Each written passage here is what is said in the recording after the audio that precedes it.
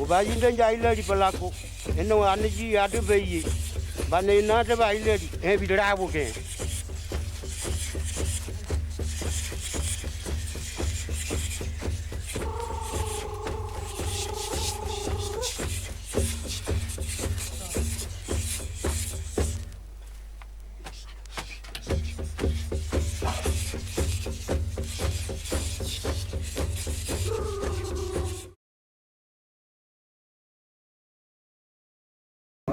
Ce que je vous ai juste fait entendre là, c'était un peu pour vous mettre dans l'atmosphère, et c'est un moment d'arrivée des clans. Il y a une cérémonie et différents clans arrivent et sont accueillis par ces sifflements, par les tambours, et il y a un premier discours de bienvenue qui est prononcé. Voilà, c'était juste pour vous mettre un peu dans l'ambiance. Alors, d'abord quelques indications. Donc voilà, ça c'est la carte de la Nouvelle-Calédonie.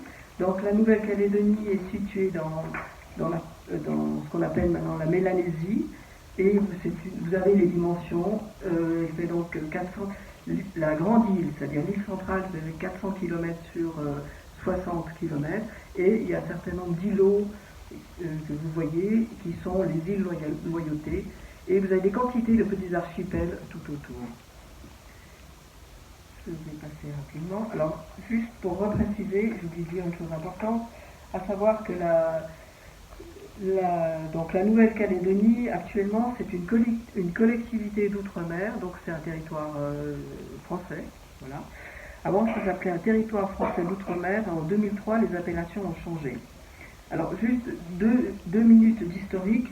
La Nouvelle-Calédonie, comme toutes ces îles en fait, du Pacifique, elles ont été visitées par moult grands voyageurs. Il y a eu la Pérouse, il y a eu un certain nombre de grands voyageurs qui ont visité ces îles, mais visiter, ça voulait dire faire le tour, rester quelques heures, repartir, ou tellement quelques jours, et surtout ramasser beaucoup de matériel, des objets, et aussi des plantes, des oiseaux, enfin, différentes faunes et flores.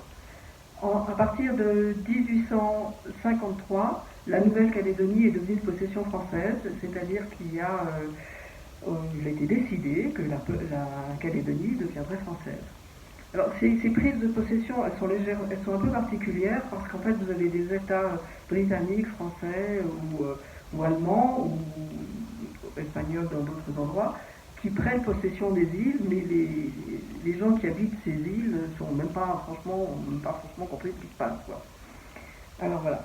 Et la prise de possession s'est accompagnée ensuite de l'installation d'un bagne et ensuite aussi de l'installation de ce qu'on appelait des colons libres qui sont d'abord venus d'Australie et qui ont commencé à occuper les terres.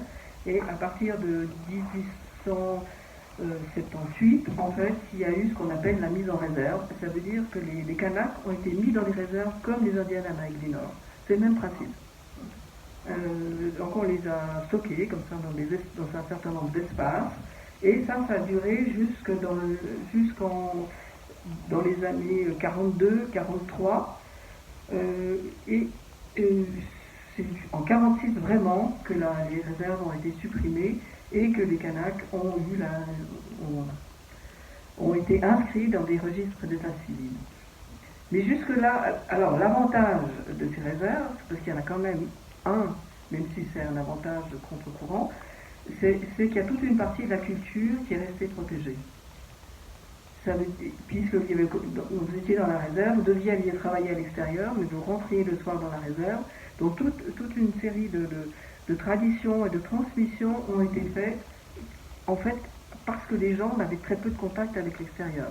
Et les seuls contacts qu'ils avaient à l'extérieur, c'était des contacts de dominés, où il n'y avait pas beaucoup d'échanges avec l'extérieur. Il y a eu des alliances entre des femmes Kanaks et des Européens, mais ça n'a pas été la majorité des rencontres. Voilà. Alors, juste deux mots, et après je parlerai des ancêtres. Alors, quand moi je suis arrivée en Nouvelle-Calédonie, c'est vrai que j'ai commencé à travailler sur la Nouvelle-Calédonie en 2012, et je suis arrivée avec Alban Mensah. Et assez rapidement, ce qu'on nous a demandé de faire, en fait, c'était de restituer des récits que lui-même et un autre anthropologue avaient recueillis dans les années 60 et ensuite jusqu'en 2010-12 qui avaient été recueillis, et c'est des récits que les gens actuellement avaient perdus en fait. Donc on a commencé à faire ces restitutions de récits qui avaient été enregistrés, qui avaient été transcrits, traduits par tous, et ce travail en fait continue maintenant, où je continue à amener des enregistrements de Nouvelle-Calédonie, des discussions, et on va essayer de restituer un maximum de récits, parce que ça va faire partie d'un patrimoine immatériel, certes, mais surtout ça va faire partie de ce qu'eux appellent la politique mémorielle, c'est-à-dire l'histoire du pays.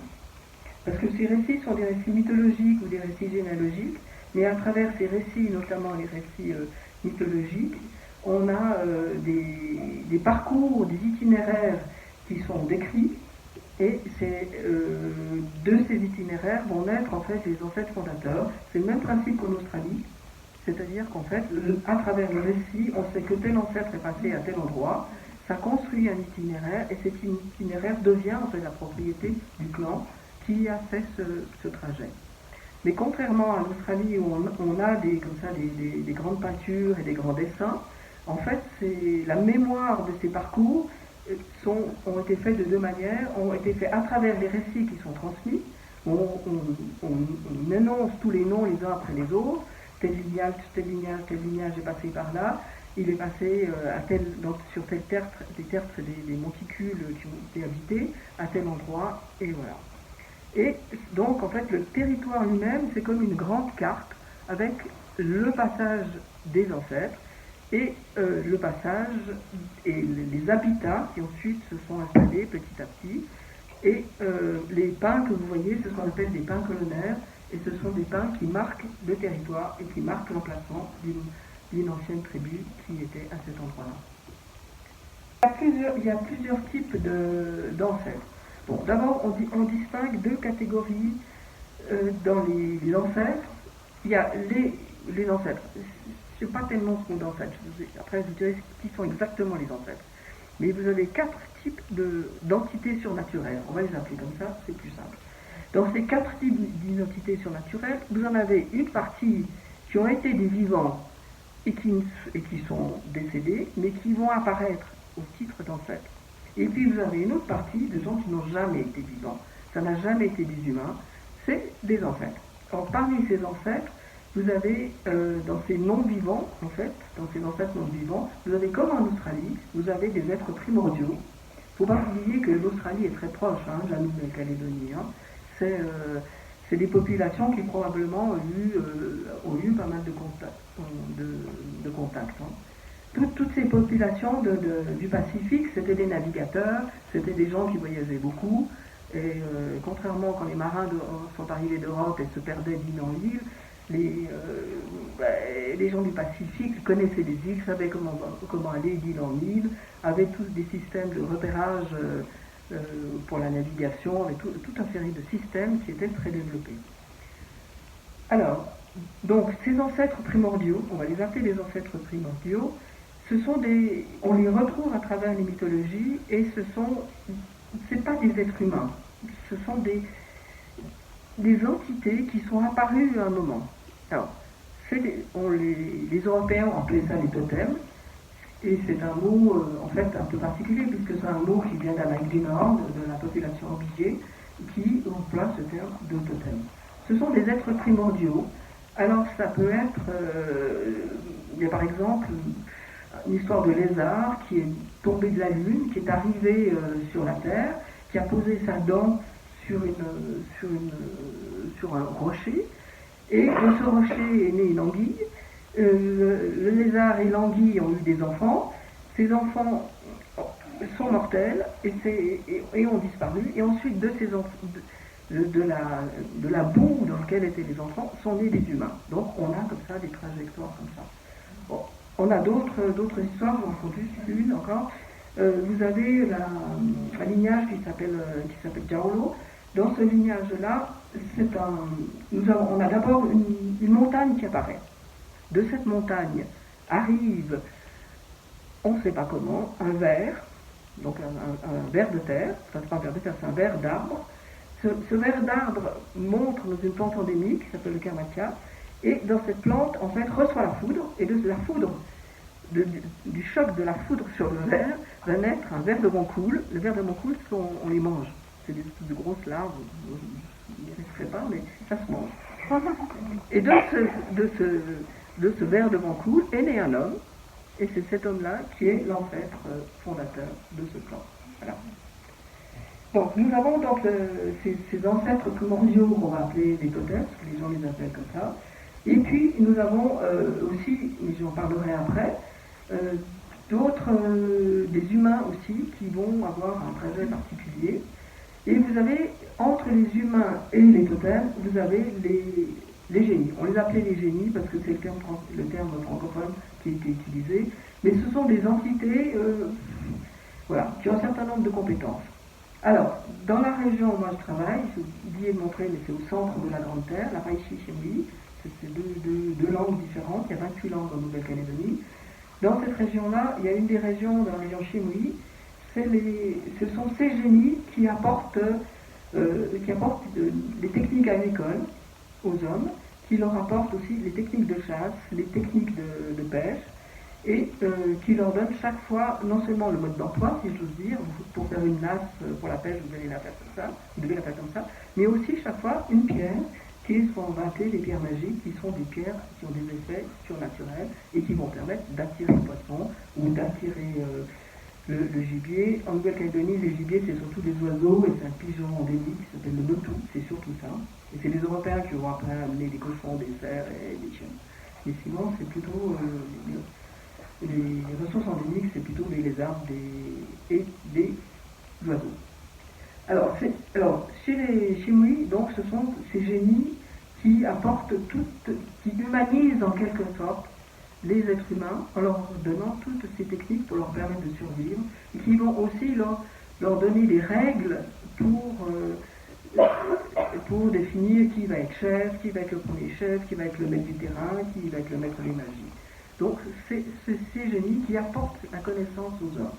Dans le pays Baichi, c'est pas tout à fait la même chose, parce que les génies sont divisés en deux catégories. Il y a une catégorie qui est une catégorie pas vraiment malfaisante, mais on s'en méfie un peu, qui est une catégorie très espiègle, qui se transforme en humain de temps en temps, qui fait des farces, qui vole des choses, qui est pas très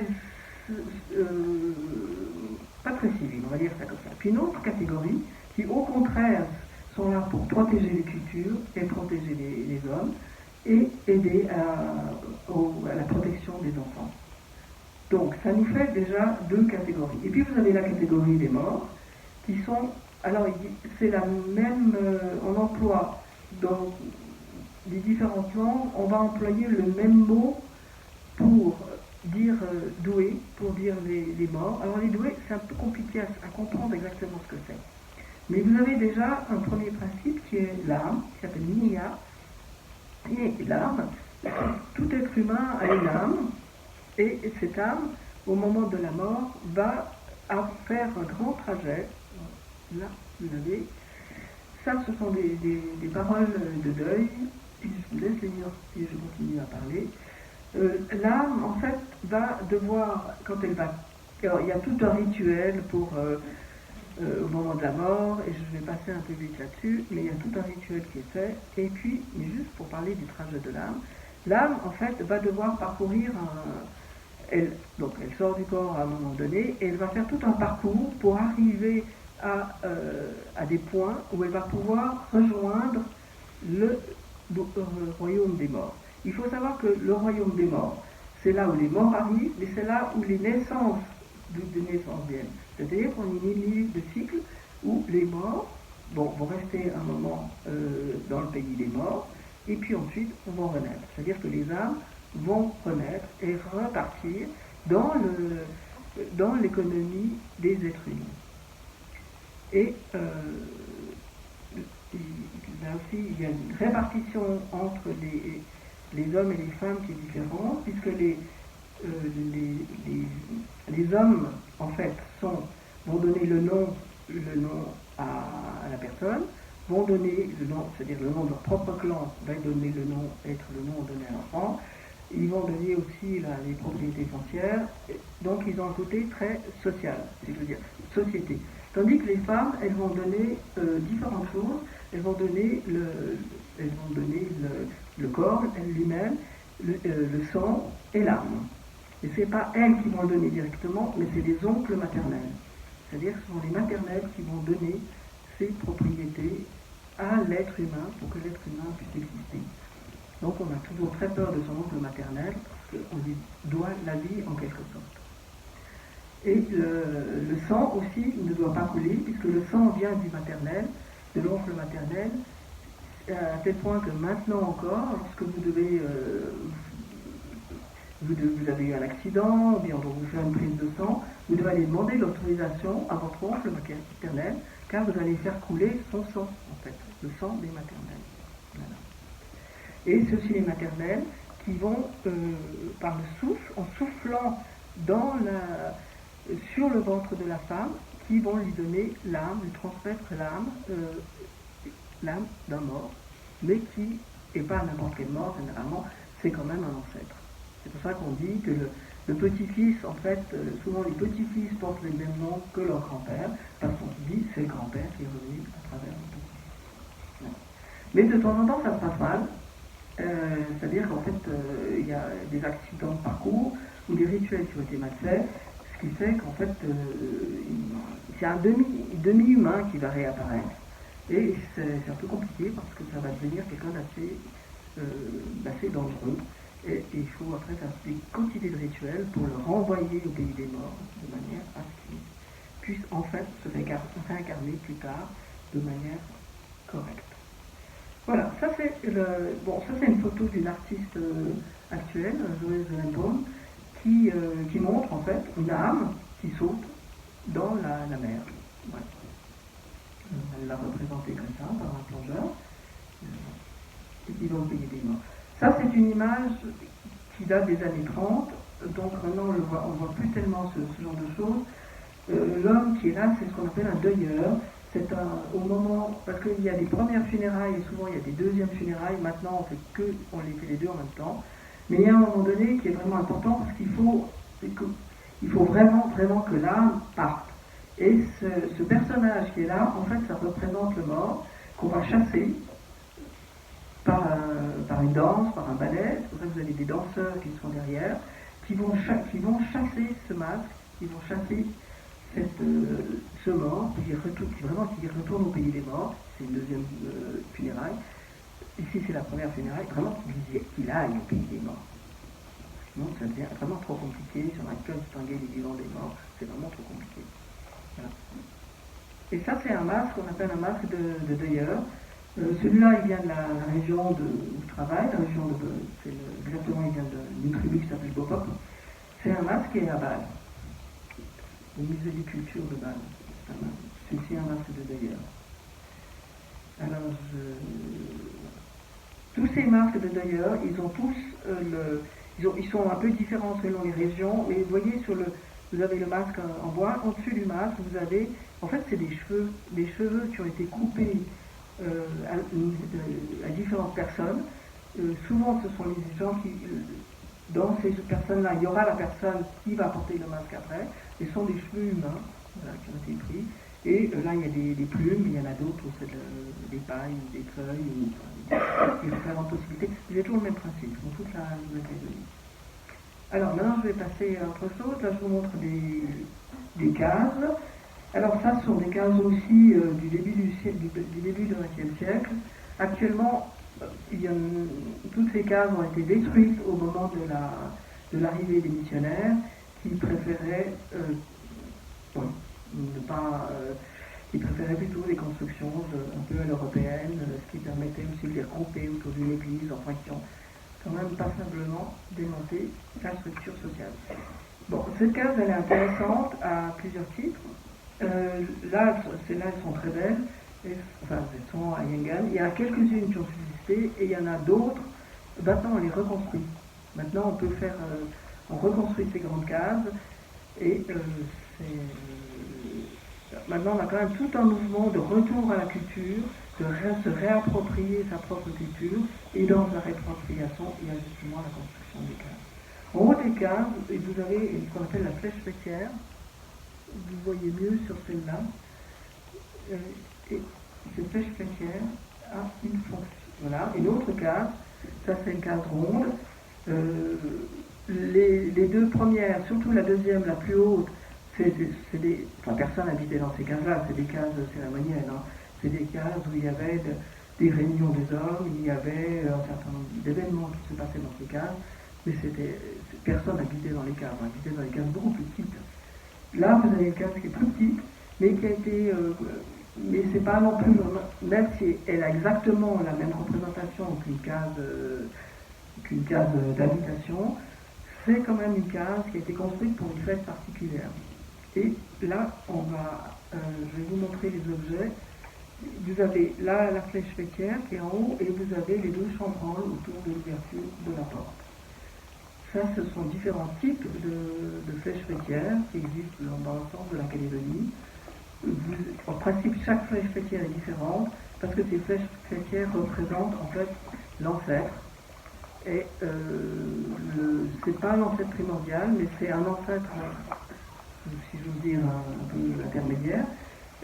Et ça représente les compétences de l'ancêtre, et l'ancêtre est non seulement représenté, mais toute sa force va passer dans la case elle-même à travers un poteau, le poteau central de la case. Et c'est une énergie, une force qu'il faut respecter. Alors, sur la précédente, vous voyez autour de l'ouverture, vous avez deux chambranles.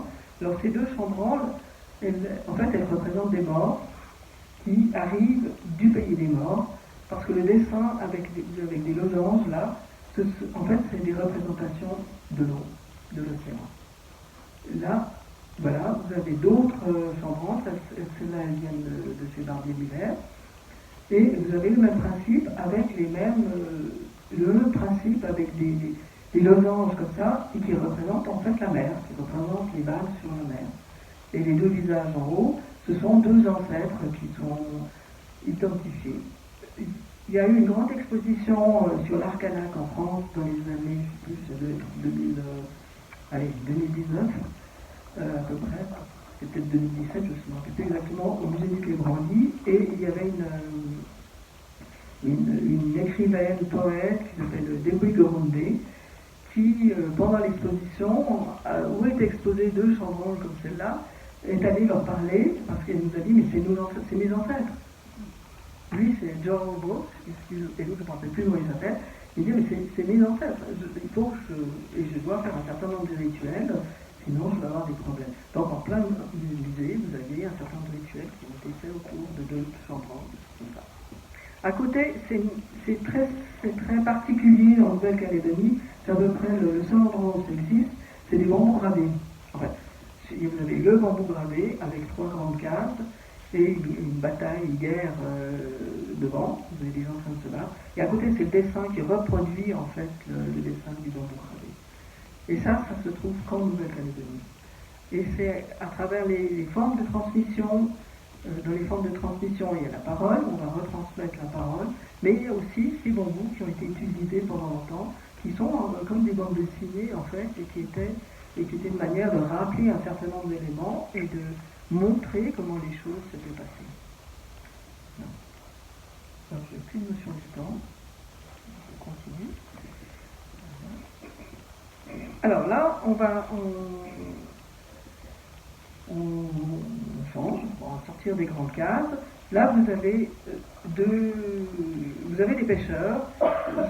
J'ai mis simplement cette vue pour vous montrer des manières de pêcher, qui sont les manières justement que les génies ont appris aux hommes. En fait, ils sont sur des espèces de radeaux comme ça, et ils pêchent avec des filets qu'ils mettent dans l'eau, ils des nasses. C'est assez sportif. Hein.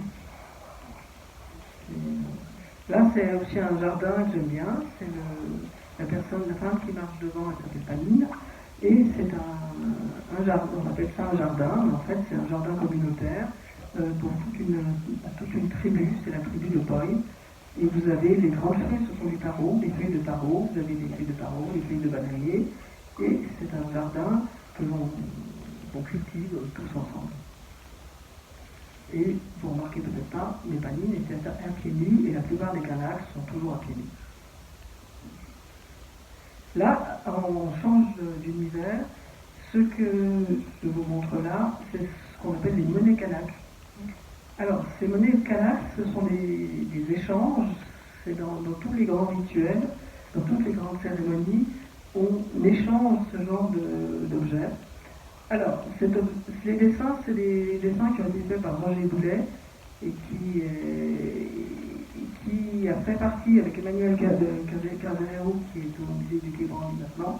Ils ont fait l'inventaire de tous les objets Kanak qui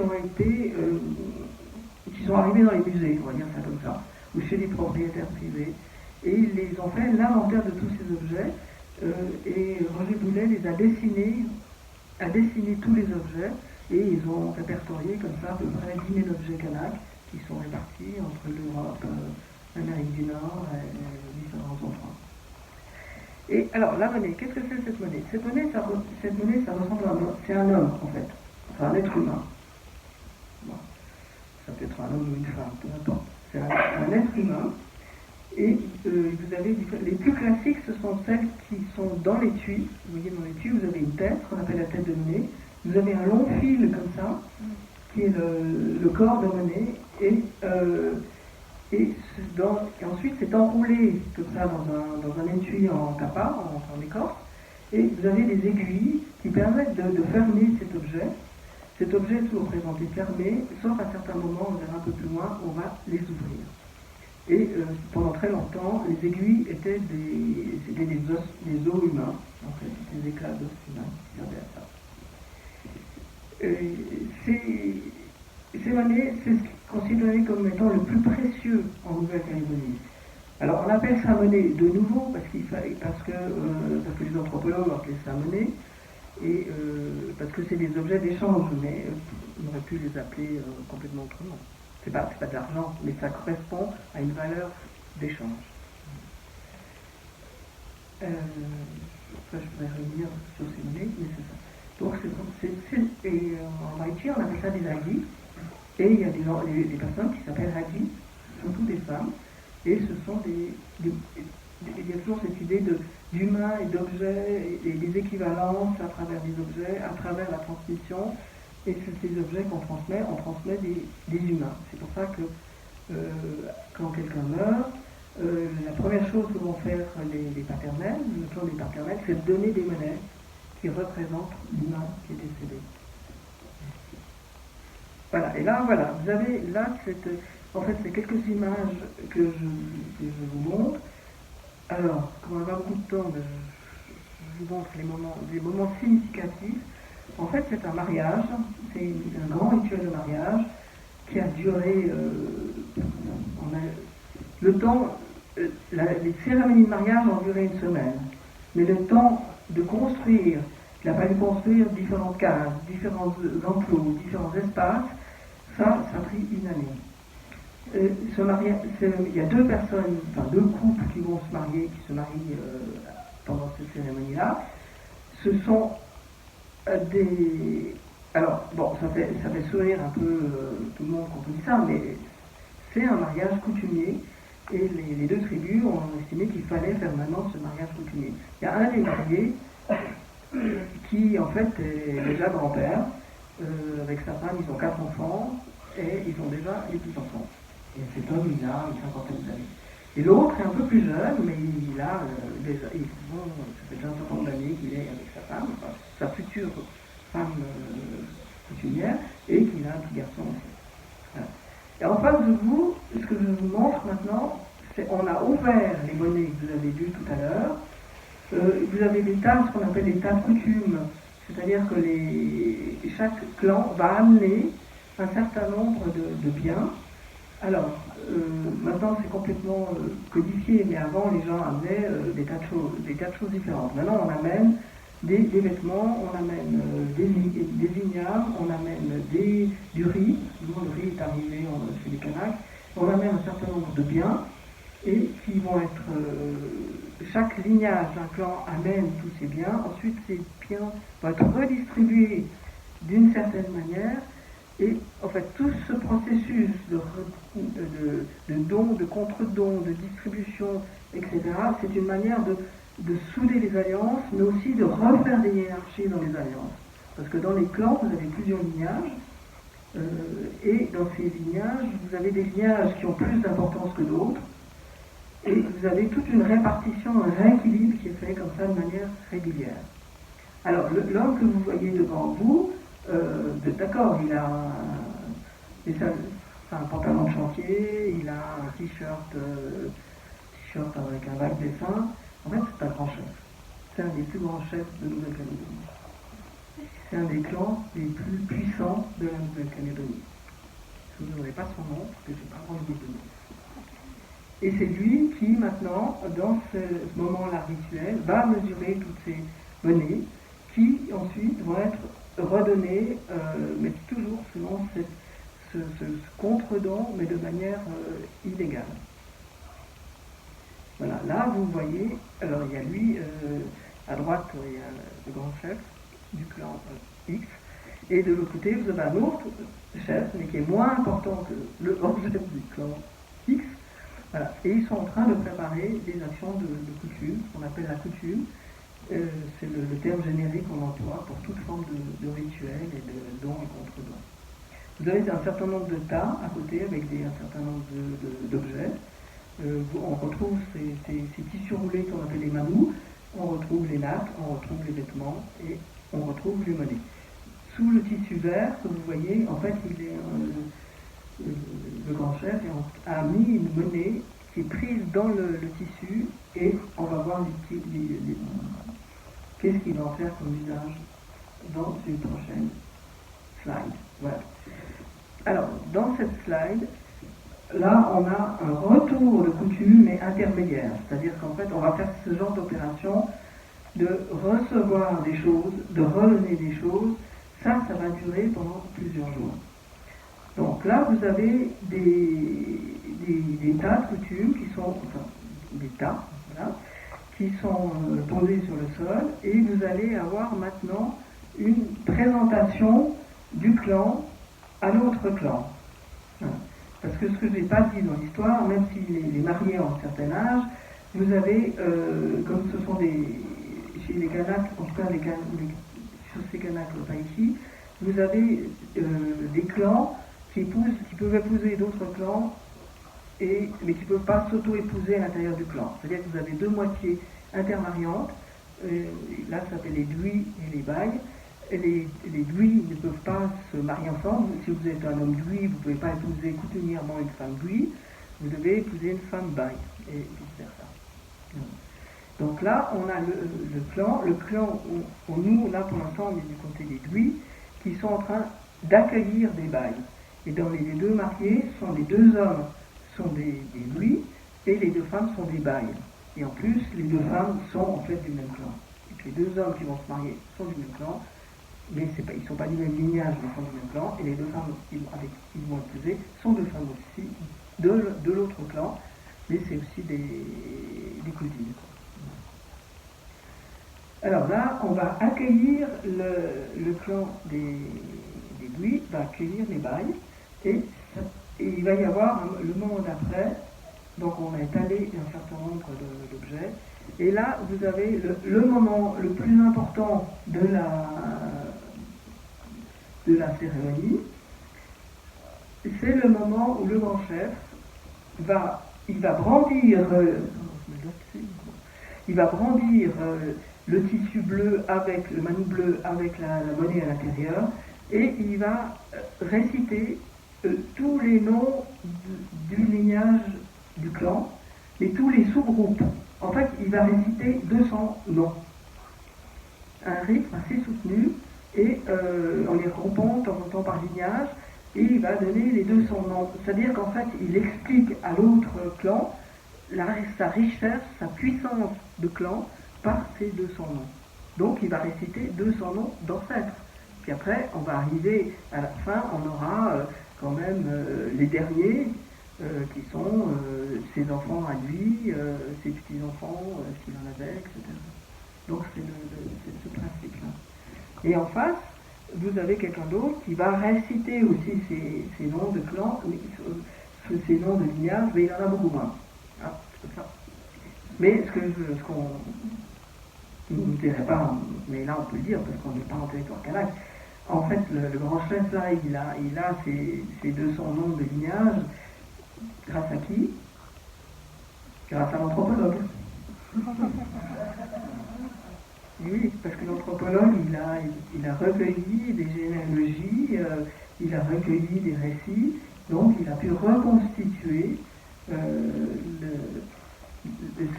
les ancêtres de ce clan et remonter jusqu'en 1750 à peu près.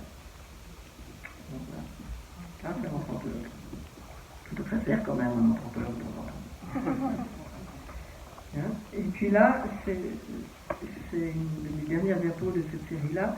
Là, vous avez, c'est des pleurs rituels. En fait, là, vous avez une des deux mariées.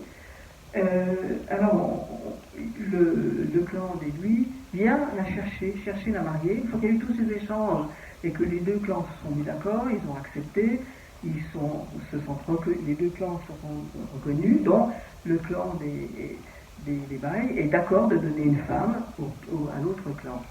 Donc là, nous avons c'est un moment complètement, c'est des pleurs rituels, parce que là, comme je vous ai dit tout à l'heure, la mariée, en fait, elle a déjà un enfant avec le futur marié, et tout le monde le sait, la question n'est pas là, la question c'est que maintenant on doit faire le mariage coutumier, rituel.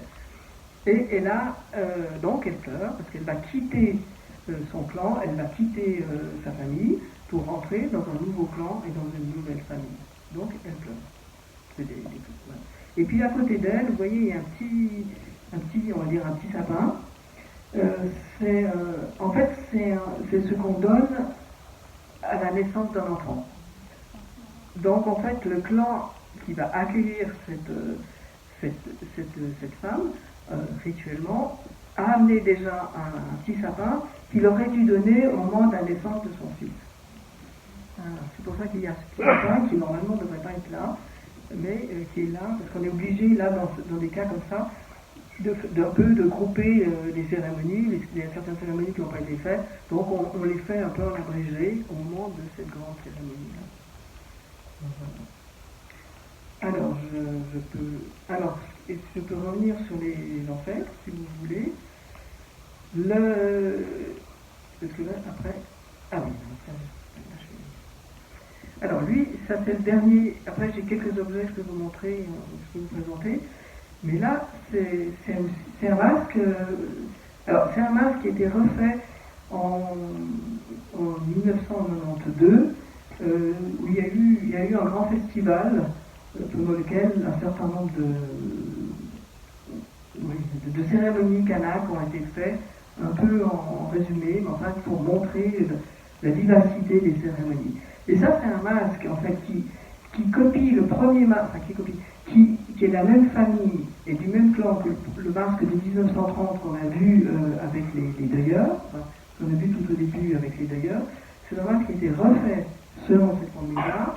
Dans le clan, il ne peut pas y avoir deux masques, donc l'autre masque avait disparu, et il doit être dans un musée, simplement. Et là, il a été refait pour cette fête.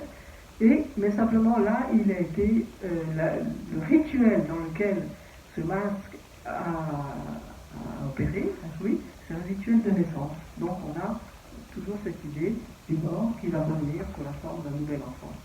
Donc on a ces choses-là.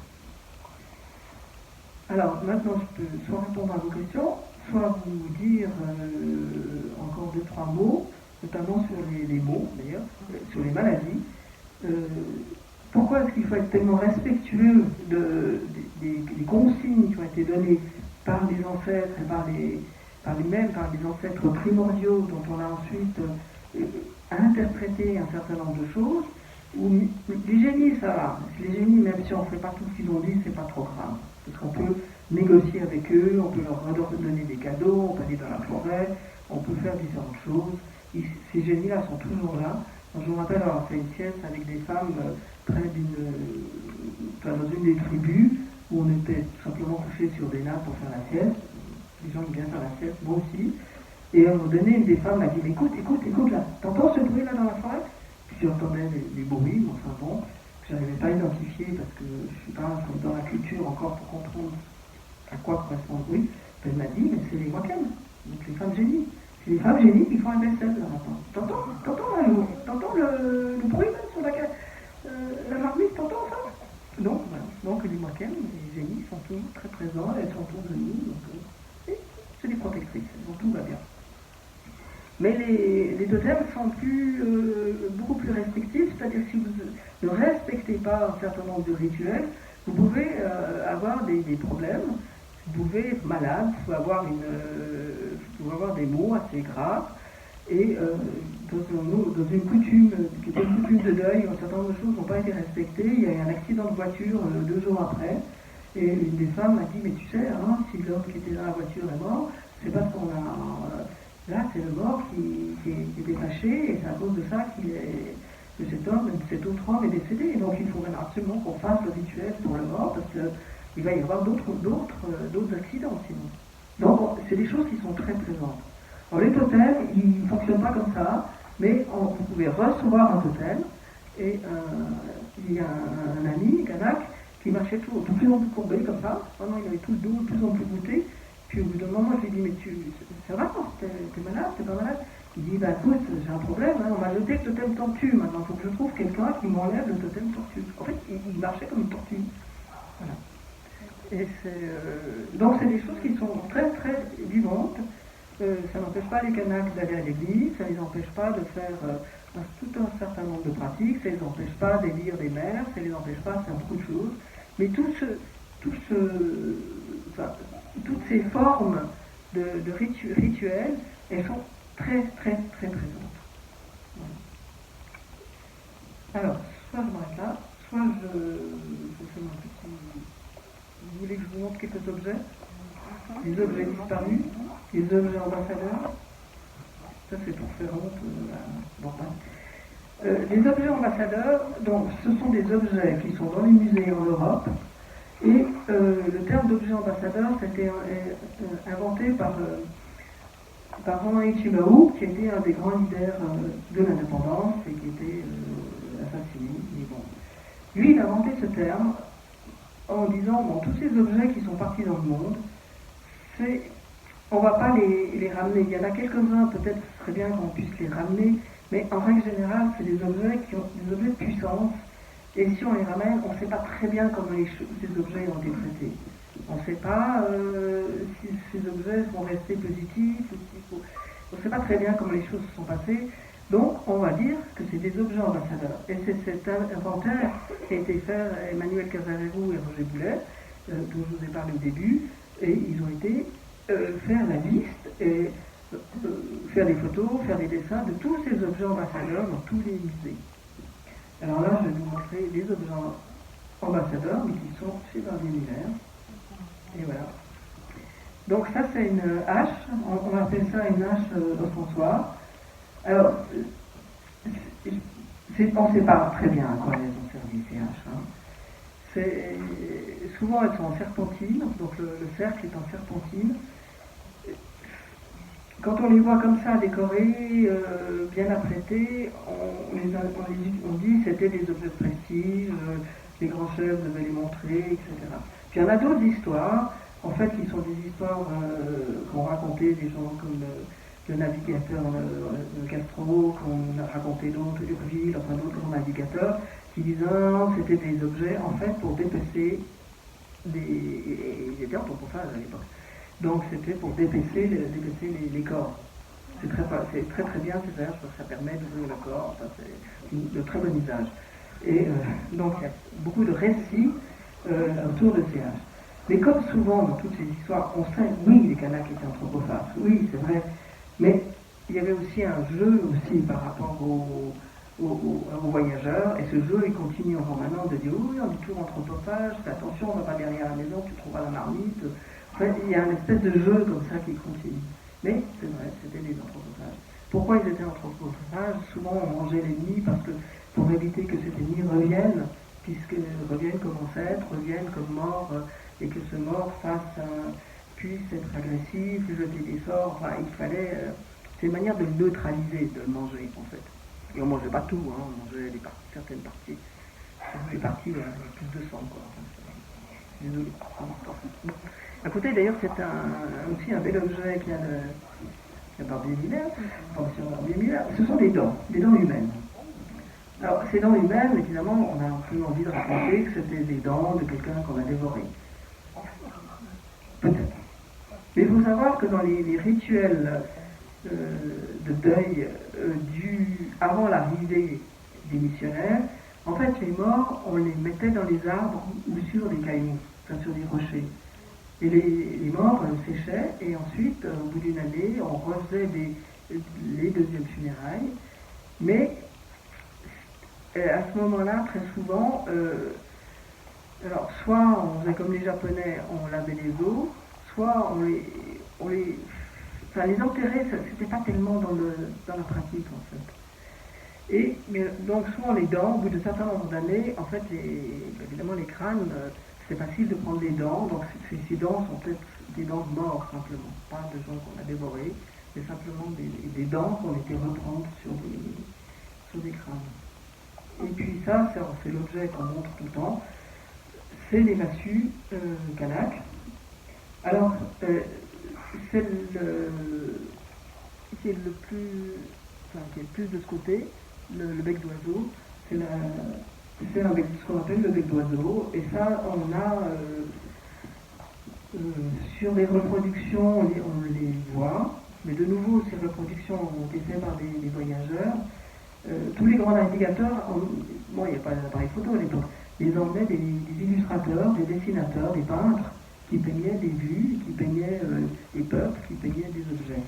Et donc on les voit aussi. Les autres massues, alors c'est les massues phalliques, comme vous voyez bien. En fait, oui, peut-être, on n'est pas très sûr en fait. Parce que, pour deux raisons. D'abord parce que c'est vrai que les Kanaks utilisaient des massues, c'est vrai. Est-ce que ces massues de cette longueur-là, est-ce qu'elles sont très maniables pour assommer les gens? C'est un peu moins sûr. Le fait qu'elles aient une collerette, c'est pas mal pour casser un crâne, mais voilà. Mais ces objets, c'est les premiers objets que les différents navigateurs récupéraient en fait, parce que c'est facile et il y en avait beaucoup, et c'est transportable. Donc après, il y a toute une période à partir de 1910-20 où en fait les Kanaks ont refabriqué des massues comme ça pour les vendre. Mais elles ne sont jamais utilisées dans la guerre. Donc on ne sait pas très bien l'histoire des massues. Mais c'est des objets tout à fait intéressants.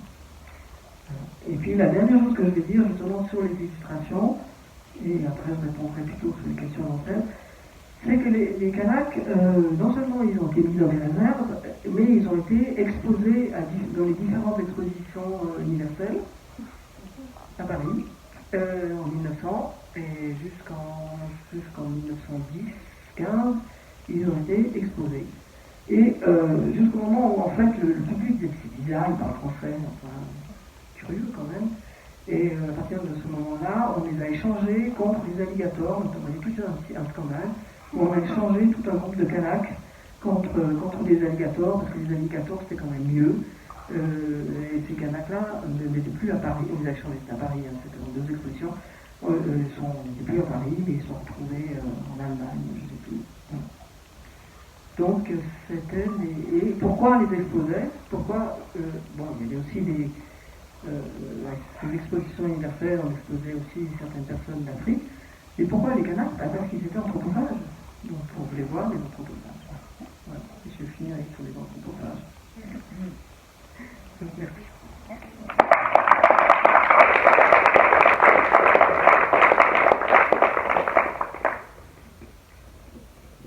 Si vous avez des questions, je vais prendre volontiers. Si je peux. Oui, moi j'ai une question. Oui, monsieur. Aux valuations à chaque épisode volcanique à quelques encablures de la Calédonie, on utilise dans les rituels le produit d'une plante hallucinogène, Le kawa. Cette potion magique est censée vous permettre d'accéder au monde des esprits. On utilise ce genre de choses aussi chez les Kanaks. Bon, les Kanaks n'utilisent pas ça, mais maintenant vous avez des baraques en bois à Nouméa et ça fait partie des pratiques autant d'Européens que de Kanaks qui vont dans le Kawa. Mais dans les rituels, il n'y a pas de Kawa.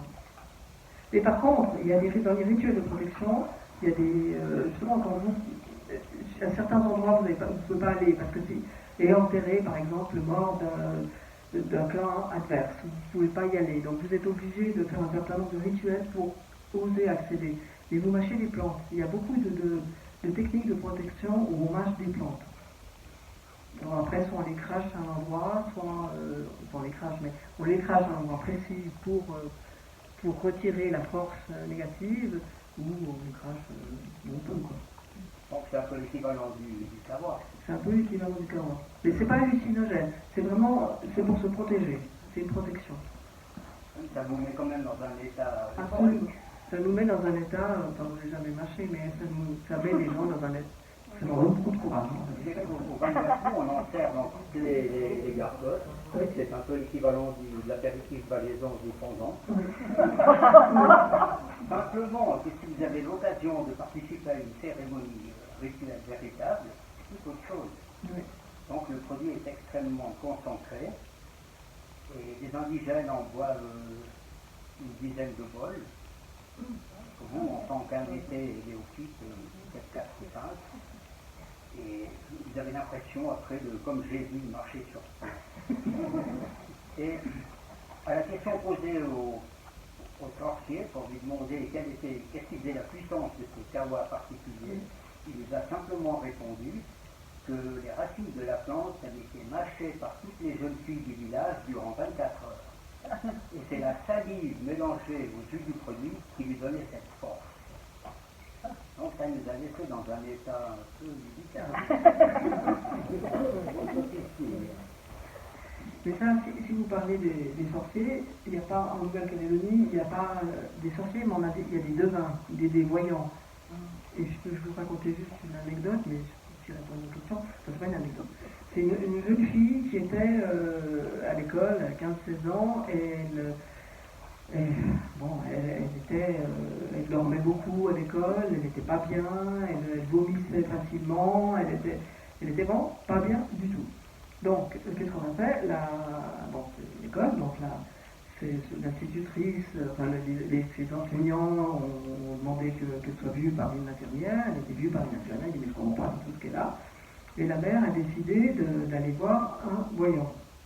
On les appelle des voyants. Alors, ces voyants, ils ont...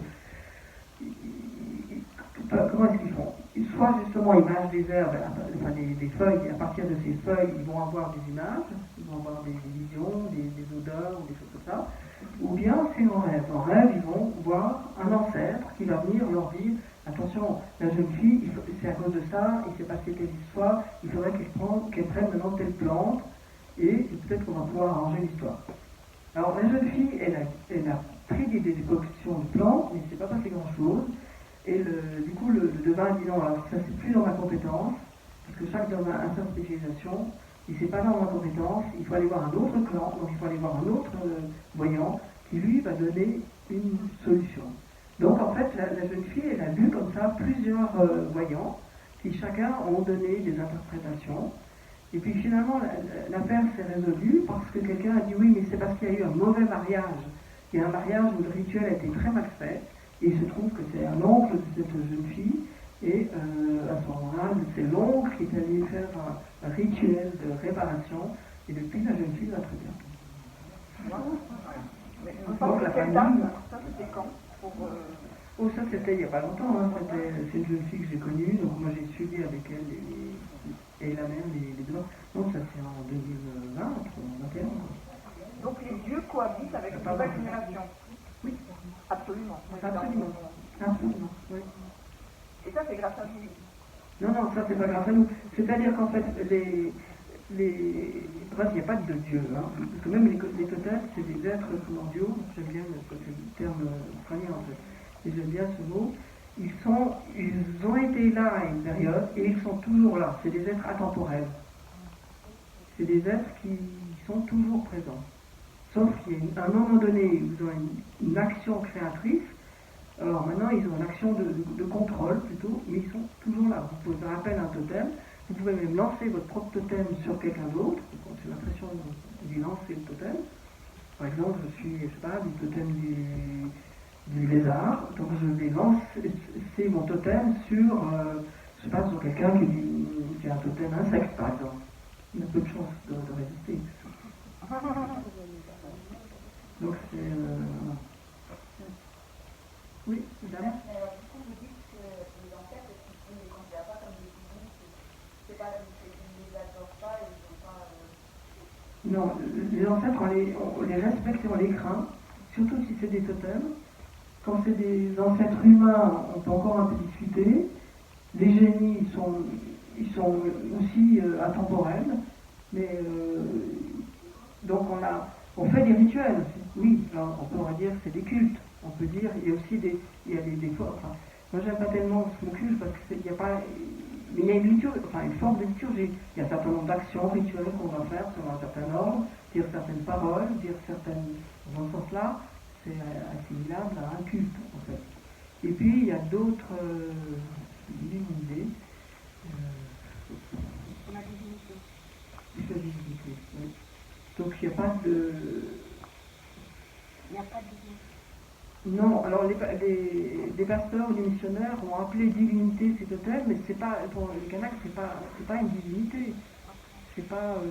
C'est pour ça qu'il n'y a pas eu comme en Amérique latine, il n'y a pas eu de syncrétisme entre des divinités locales et des saints chrétiens, par exemple. Il y a les deux d'un côté, chacun à son côté, quoi. Il n'y a pas. Donc, vous pouvez très bien aller à la messe et puis faire catéchisme, faire tout ça. Puis après, quand vous rentrez, vous dites attends, non, mais là, tu ne me fais pas passer là, hein, parce que là, c'est dangereux, là. Et je dis, mais pourquoi? Elle me dit, parce que ça, là, il y a un trou d'eau, dans ce trou d'eau, il y a une anguille, et cette anguille, elle a deux têtes en plus, et c'est un totem, hein, et moi, c'est pas mon totem, je ne veux pas passer là. Donc, les deux choses se font en parallèle, en fait. Et qui donne justement, qui nourrit ce culte pour les générations futures? C'est la transmission orale. C'est le... Donc encore aujourd'hui, il y a cette transmission orale. Voilà. Ils vont à l'école, à l'université, ils vont peut-être aller aux États-Unis pour finir leurs études, mais quand ils reviennent, ils l'emmènent avec eux. Non, mais quand ils reviennent... Mais quand ils sont en Calédonie. Quand ils sont en Calédonie, ils sont kanaks. Ok. Mais s'ils vont étudier à Boston... Ben, les ancêtres, ils suivent pas. Ils vont pas suivre. Non, mais vous riez, mais il y a eu des histoires d'ancêtres qui prenaient l'avion, hein, et pas chez les Kanaks. Des ancêtres africains qui sont des Yoruba qui ont pris l'avion parce qu'ils sont arrivés après à Cuba ou ailleurs. Quoi, mais les ancêtres Kanaks, non, les ancêtres ils sont liés au territoire. Les Kanaks sont liés à leur territoire, ils sont liés à leur terre, c'est d'où la grosse difficulté qu'il y a eu au moment des années colonisateur, c'est qu'ils sont liés au territoire. Les signes des ancêtres, ou les signes des génies, ou les signes des totems, c'est du vent qui passe, c'est un oiseau qui passe, c'est une image qui passe, c'est des choses comme ça. Et puis les transmissions, c'est des histoires qu'on raconte, enfin c'est des récits qui sont racontés, mais on peut pas, n'importe qui ne peut pas les raconter à n'importe qui. Il y a des ordres qu'il faut suivre, il y a des choses qu'il faut suivre. Des fois, il faut sauter une génération. Des fois, on peut le dire aux femmes, des fois, on ne peut pas le dire aux femmes. C'est très, très compliqué. C'est très compliqué aussi parce qu'il y a 28 langues, vous avez dit? Oui. Et vous en parlez combien? Moi, j'en parle aucune. C'est bien un problème.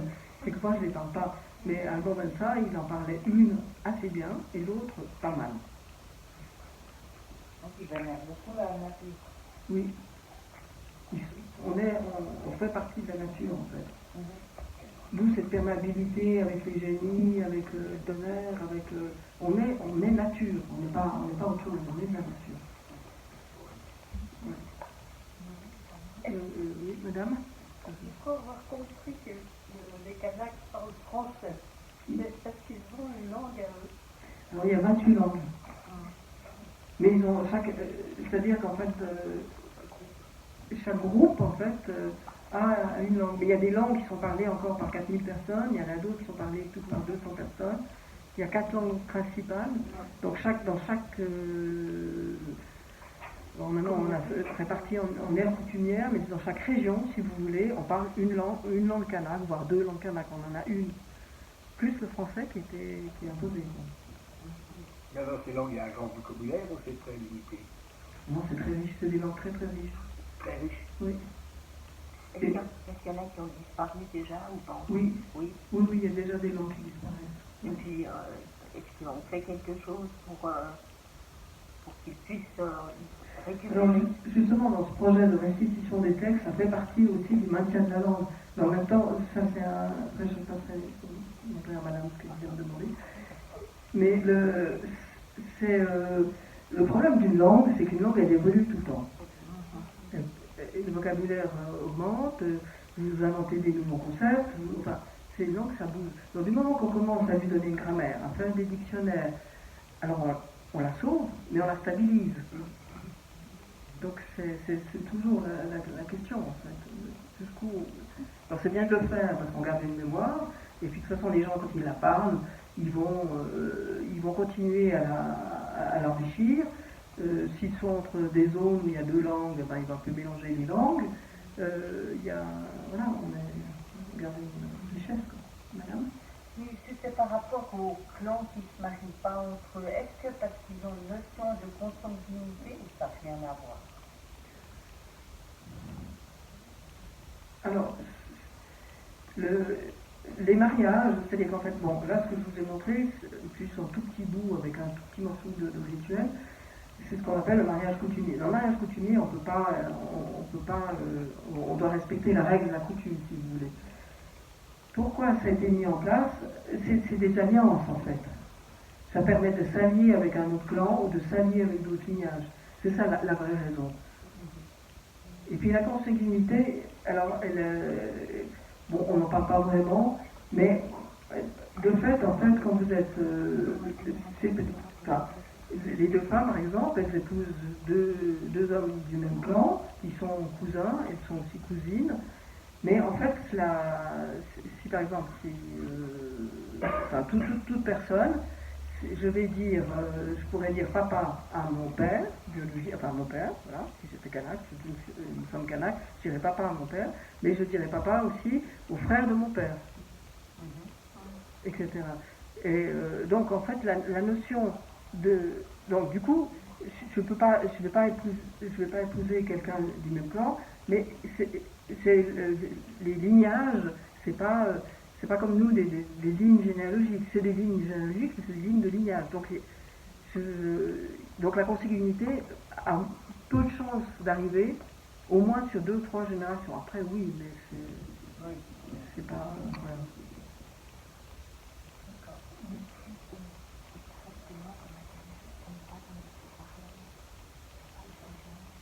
Ah, pardon. Avant, vous mentionnez la puissance du clan. Est-ce que ça a une influence dans la vitale de tous les jours? Par exemple, est-ce que les clans, un chef de clan qui est puissant, il va avoir plus de poids, par exemple, dans la vie de la société en tant que maire, par exemple? Est-ce qu'il y aura plus de changements de tenue ou est-ce que... Oui, alors ça, en Calédonie, on a un double système, hein, parce qu'on est en système style administration française. Donc, effectivement, vous avez des municipalités avec des maires, avec des adjoints aux maires, enfin, qu'on élit, quoi. Mais donc oui, il y a par exemple, dans le grand chef que vous avez vu, dans ses descendants, il y en a un qui était maire longtemps de la ville de Koné, et puis un autre, par contre, qui était dans le Sénat coutumier, parce qu'il y a un double système où il y a aussi un Sénat coutumier, où ce sont des délégués de clans qui se réunissent.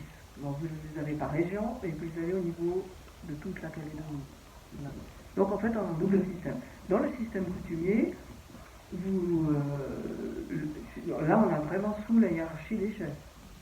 Sauf qu'il y a une subtilité faite par les Français, c'est-à-dire que quand les gens étaient mis dans les réserves, les clans ont été cassés en fait, parce que c'est pas toujours... Voilà. Et ils ont inventé ce qu'on appelle maintenant le petit chef, qui est un petit chef semi-administratif, qui au départ a été nommé par les Français, et qui avait un certain nombre de responsabilités par rapport à ce qu'on appelait la tribu, et qu'on continue d'appeler maintenant la tribu, mais qui était les gens de la réserve en fait. Mais c'est en système coutumier, c'est vraiment le grand chef. Oui.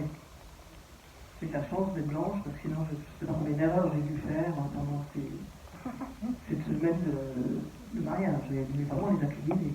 J'ai eu la chance. J'ai bien bien pour ça. D'autres questions? Et donc tous ces malheurs par erreur, des choses comme ça, ils n'arrivent que aux indigènes. Si quelqu'un vient de dehors comme vous, ces erreurs, ces rituels malfaits n'ont pas de conséquences. Comme je ne suis pas un Kanak, je ne suis pas dans les lignées Kanak, donc ce type de malheur. Vous êtes immune à ça? Non, mais j'aurai une autre étiologie. Si je me casse une jambe, on ne va pas dire que je suis tombée parce que il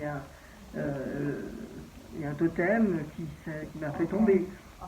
On me dira, bah ouais, tu t'es cassé la jambe, c'est pas malin. Vous avez mentionné une personne qui a reçu un totem et qu'elle marchait d'une façon différente. Oui. C'est-à-dire c'est-à-dire qu'il marchait au fur et à mesure que les gens passaient, il était de plus en plus comme ça. Tout son corps devenait carapace de tortue en fait. Et il a fini à quatre pattes comme une tortue. Et après il est revenu à lui ou pas? Oui, parce qu'après il a trouvé. Ils ont aussi.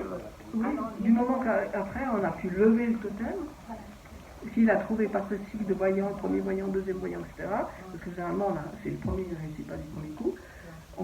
Il y a eu une levée du totem, et il y a eu une négociation avec le clan de la tortue pour qu'ils acceptent de lever le totem. Mais on ne sait pas qui.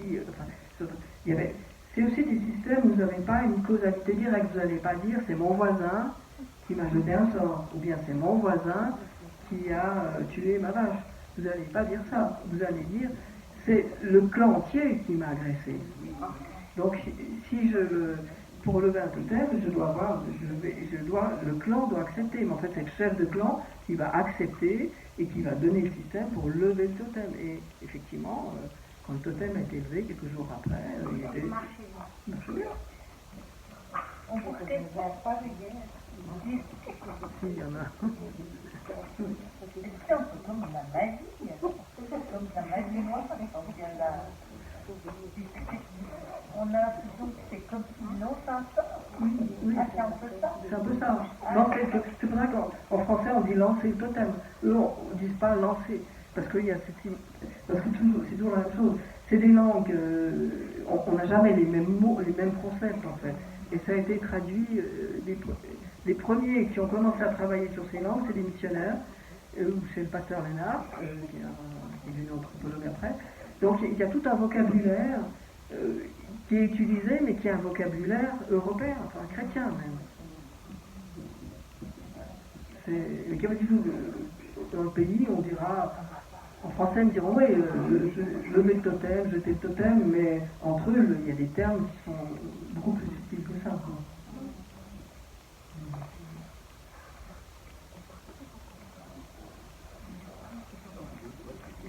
Et on parlait justement, vous parliez aussi des instruments, des objets qui sont dans les musées. Oui. Aujourd'hui, est-ce qu'on pourrait sentir le pouvoir qui leur regorge? Est-ce qu'ils sont associés à leur pouvoir aussi, ces objets? Est-ce qu'ils auraient encore du pouvoir? Alors, le pouvoir, alors ça c'est tout le débat des anthropologues, avec l'histoire de la gentilité, enfin tout ce genre de choses. Comment est-ce qu'on anime un objet? Pour animer un objet, il faut lui donner des paroles, il faut lui donner des substances, il faut le...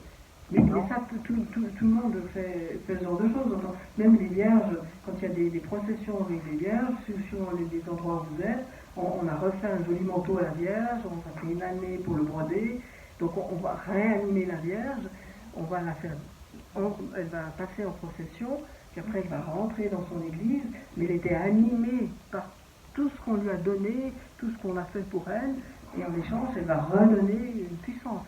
C'est le même principe. Hein.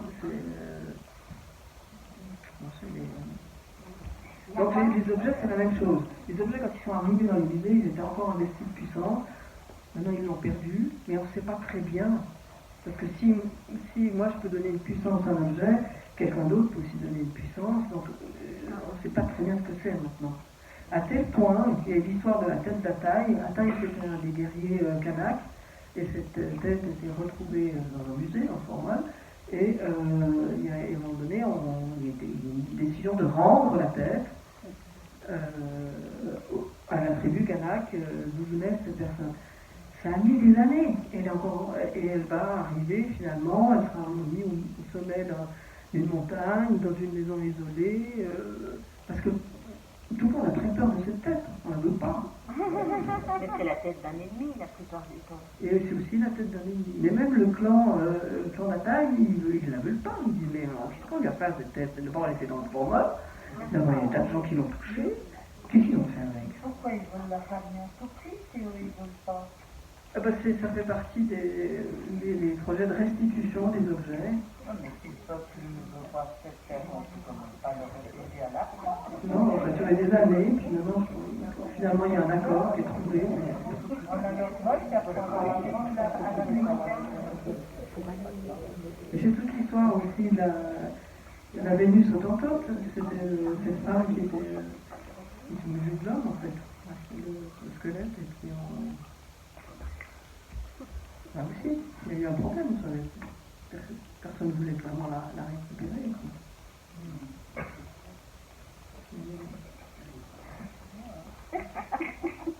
Là, ça rentre en contradiction, parce que je ne veux pas le récupérer, mais je ne veux pas le jeter non plus. Mais non. Et là, Mais peut-être si on proposait de refaire tous les rituels, de refaire toutes les cérémonies, ou peut-être qu'on arriverait à...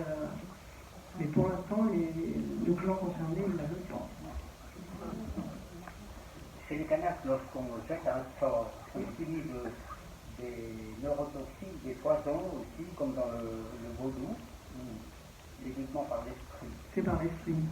C'est par la parole et l'esprit. Et les plantes, oui.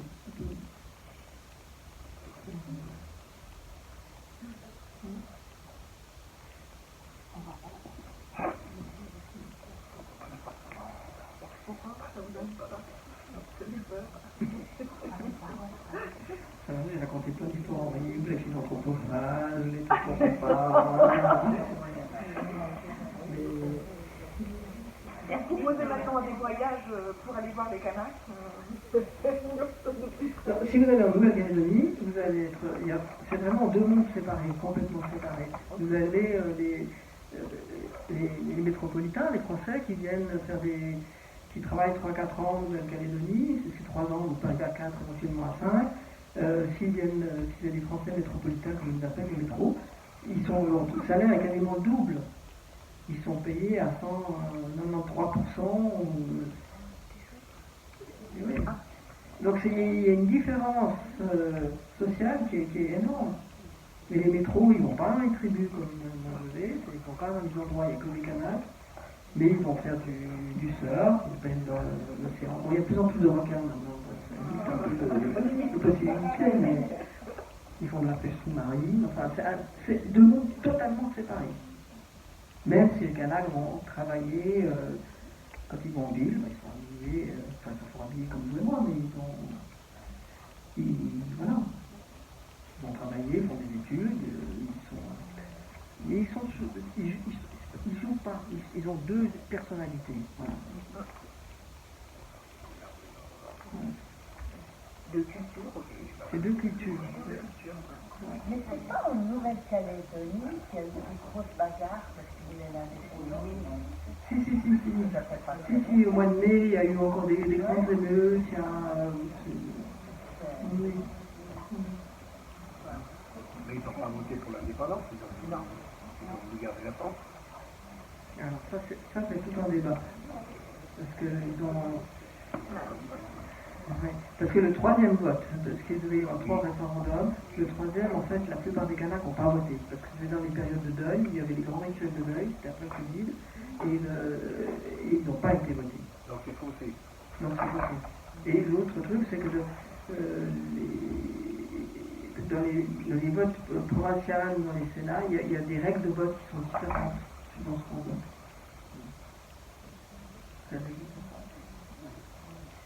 ကို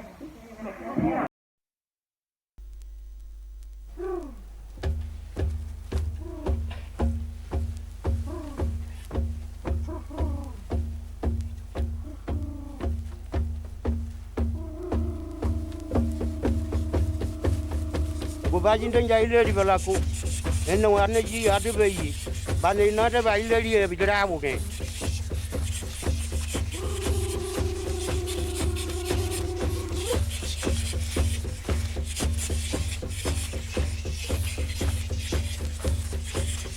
ကိုဘာကြီးတမ်းပဲကန်ဒူအနလည်းပဲပြောကဲနဘနဝီကိုတွန်းတဲ့ဘာနေနာချက်ဝညွတ်တဲ့ဘာနေကြီးဘောက်ကျန်ကောကတဲ့ဘာဘာကန်ကျ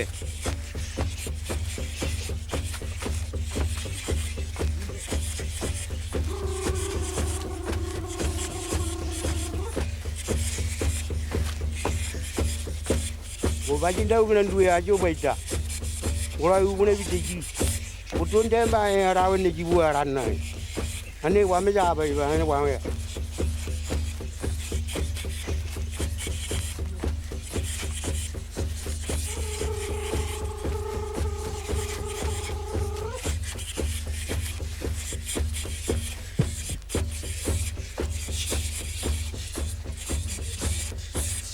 ဘာကြီးတင်ကြိုင်လေဒီပလာကိုအနဝအနကြီးအတူပဲကြီးဘာနေနာတဲ့ဘာကြီးလေပြီးကြဖို့ကဲ